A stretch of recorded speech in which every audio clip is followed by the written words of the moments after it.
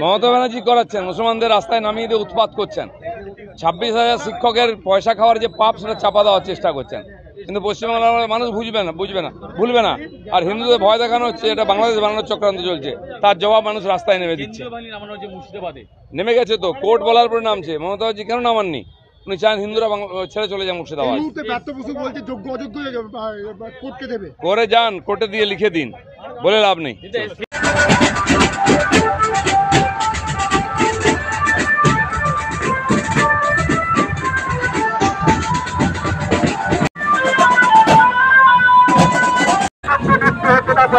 তাই আমাদের এই করোনার যে শোভাযাত্রা আজকের এই শোভাযাত্রার শোভাবৃদ্ধি করুন।